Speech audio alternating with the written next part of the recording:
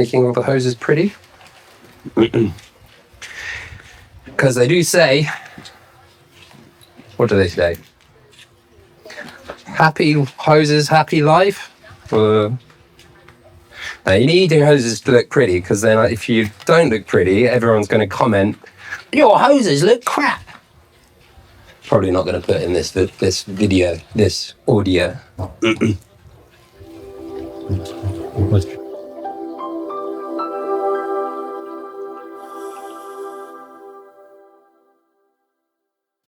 So, from coming back from the DRT, after meeting Justin from Prison Republic, decided to give myself a little go at the old blogging.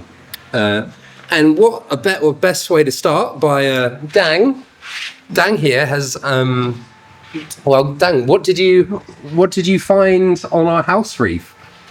This is my first time I see hairy frogfish on house reef, which is after 7 years. It's my first time seeing that kind of creators, and we're excited to visit him again. But the question is, will we find it today, or will it have gone for another 7 years? So, yeah, let's see what happens. So using the dive vault, I've got my iPhone in there, and I think it's like a rip-off Keldon from China that's got one of these blue filters on, which really caters for the redness. You know, when you've got the white light's brightening your subject and making it look good, but then the back's getting all red and off. This will shift the white balance slightly, so it will give you more natural colours. So the Keldons have it, which costs like 90,000. I got this second-hand for 10,000 pesos, which is a good deal. So let's go try it out. So today, joining us on the frogfish hunt are two divers from Japan, Stefan and Chihiro. Both are instructors back home, but here they're enjoying some fun dives. We also have CJ, one of Dang's students. He's already completed his SDI open water and advanced adventure diver courses, and now he's logging a few more dives before moving on to rescue and eventually dive master. On the way, at about 25 meters, I thought I saw a skeleton shrimp. I swapped on the macro lens only to find out it was just a bit of fluff, though there was a tiny crab hiding nearby. Meanwhile, Dang had already located the frogfish. Once the guests got their photos, I moved in for a closer look. Frogfish are true ambush predators. The first dorsal spine has evolved into a fishing rod called an elusive, with a fleshy lure at the tip called an esca. The words come from Latin. Elusive means to entice, and esca means bait. Pretty fitting for how they hunt. They wiggle this lure to draw in prey and small fish or shrimp. And when the moment's right, they strike in as little as 6 milliseconds. That's one of the fastest animal strikes in the animal kingdom. Today, though, the frogfish wasn't hunting, just relaxing. I didn't want to disturb him too much, so after a few shots, I left him in peace. Hopefully he'll stick around on our house reef for a while. Finally, you'll notice that all the footage here is lit with nothing more than a handheld torch. You don't always need the fanciest equipment to capture good video.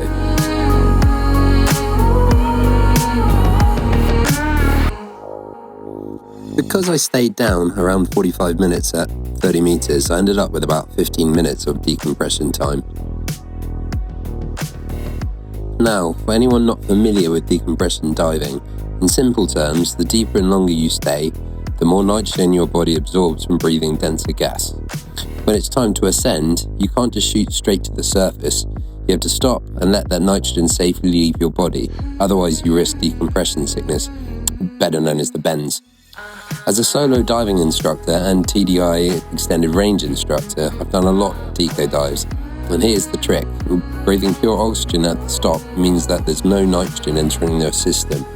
That allows the body to off-gas much faster. Using a dive planner, in this case Dive Toolkit, the one I'm currently developing, I could see that switching to pure oxygen, I shaved about 22 minutes off the decompression I would have had to do on air. That's a big difference, so don't do deco on your main gas. If you can avoid it, learn how to use oxygen-rich mixes and make your dives safer and shorter. And of course, deco time isn't wasted time. It's perfect time for selfies or hanging out with the local residents. In this case, I found some anemone fish at around 6 meters. Pretty sure it's tech diving tradition. Find an anemone during your deco stop and make some new friends. So this is Mushka. Mushka has to be in every shot. Mushka is, he's our safety response poodle. He keeps the divers calm. So, that was a successful dive. Dang managed to find it. The first part of it, I ended up. You pointed at something at the start, and I thought it was skeleton shrimp. It's nudibranch. Then there's some small crab. Yeah, well, I was filming what I thought was a skeleton shrimp until I put the macro lens on, and it was actually a bit of fluff.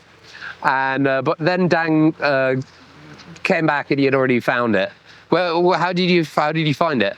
Like it's just in small bushes. It's like 4 meters away from the small coral where it was yesterday. Then 28. So I only charged this an hour before we actually arrived. There was a bit of a miscommunication, and so as soon as we got there, we let the guests take photos first. Very important, you know, with dive business and all. And I did like 2 shots, and then all the lights went off, and I was like, well, that kind of sucks. So I started coming back up shallow because I had 3 tanks with me, joking that maybe it was a bit too much, but it meant I could do a bit of deco. Bump into Dang at 21 meters. Well, I think you doing your rescue skills or just some skills like for back finning and also fletching. Back finning, very important for photography as well. The cameraman does not really appreciate this poodle, but everyone does. He's always on the boat. But anyway, getting back to the story, Dang had this torch, which was also, don't know if you can see it in the light, red light was flashing like it was going to die. So I was like, all right, I'll go back down.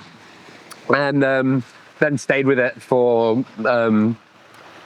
another 20 minutes or so. And this is at 30, so you can't do this on a single like non-recreational dive. Like I was doing it textile, so I had 2 tanks, 2 back gas, 2 more ones, and I had 100% for deco, which if you want to film a frogfish at 30 meters for 40 minutes, you have all the tanks and gas, so I'd recommend training for that. But anyway, yeah, good job, Dang, master spotter, master instructor,